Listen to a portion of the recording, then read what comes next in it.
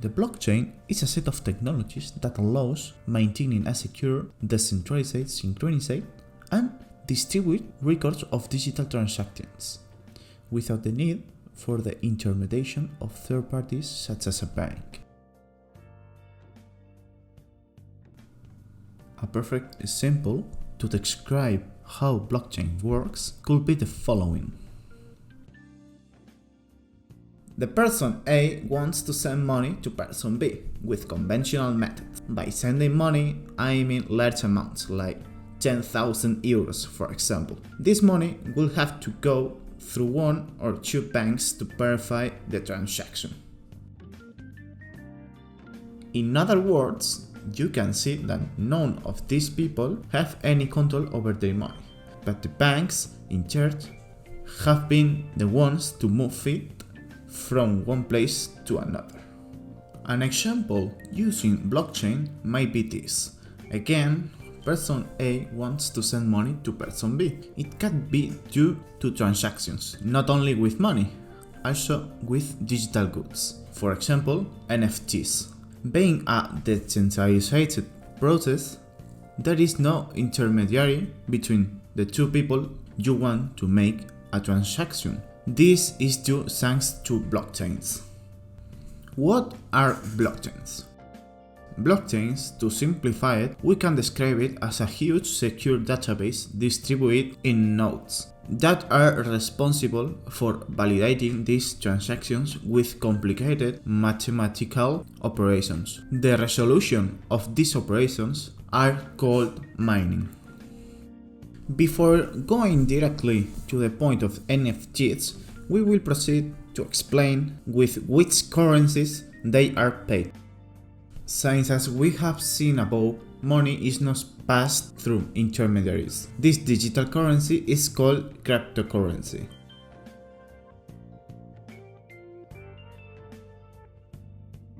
Cryptocurrencies are digital assets that use cryptographic encryption to guarantee their ownership and secure transactions, as well as control the creation of additional units and prevent copying. The values of these cryptocurrencies are affected by the law of demand. Since these cryptocurrencies really have no value unless the users themselves give them a value, which is why these cryptographic currencies vary so much in value. And if I ever get any of these cryptocurrencies, where do I store them? Well, that's simple. They are simply stored in the denominated digital wallets or wallets. These digital wallets are basically software where you can store cryptocurrencies apart from sending and receiving them. There are two types, cold and hot digital wallets. Hot digital wallets, which are usually the most common, are connected to the internet and are usually associated with websites or mobile applications. Cold digital wallets are those where cryptocurrencies are stored. They are stored in hardware or also by paper method. These wallets are usually exclusively unique keys. NFTs, also known as non-fungible tokens, are assets that cannot be modified or exchanged for another of equal value, because if there were another one, it would not be unique. These NFTs are mainly digital images that, through the blockchain, are validated and declared as unique. These are validated by a certificate from the blockchain, which allows a digital content, let's call it so, to be assigned to its owner. Certainly, having an NFT does not mean anything, since its value is related to speculation. The value is imposed by the owner of it, who may be its creator or not. These NFTs are usually also associated with smart contracts, which are basically contracts that ensure for the artist a part of the benefits of the sales of the token itself. the NFTs are usually exchanged for cryptocurrencies in different marketplaces, such as OpenSea, which I consider as the largest NFT marketplace that currently exists. As we can see, in this marketplace, these digital art are sold with two traditional methods: fixed price or auction. The operation is simple. The owner of the NFT exposes his precious work art to the public with a price which, if there are interested users, will increase over a period of time. That is what makes the price totally speculative. Something important to note is that the NFT, not even you can take them with you. They are stored in the marketplace. That is, if for some reason this close, you run out of NFT, friend. The star cryptocurrency in this case is usually called Ether, but you can make transactions in other methods. In art, the NFT topic is quite active, since, as I mentioned before, image and GIFs tend to be the predominant ones in this sector. I'm going to expose the case of the most expensive NFT sold to date, sold for $532 billion in October 2021.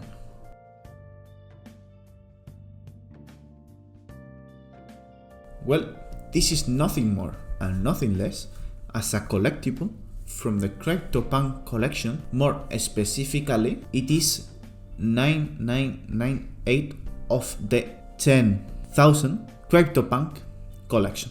This horrible thing, in my opinion, was sold by its author to himself. This sale was done by its author by means of 3 wallets where each one did its function. This kind of collections, personally, give me the impression that they are probably made with some kind of IA. Okay, in the music field, the thing changed, since here the tokens cannot be images as in art. Here they are audio tracks that are auctioned or sold just like art. Here there is nothing to highlight really, it's just that, music.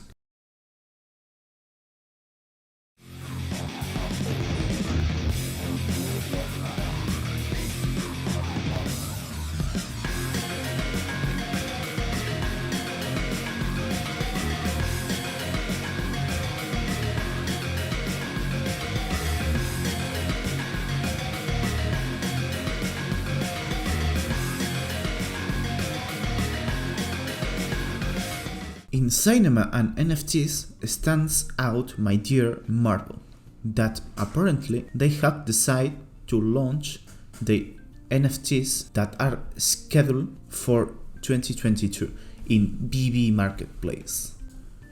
But one in particular is worth mentioning. We all know about the passing of Stan Lee, the creator of Marvel.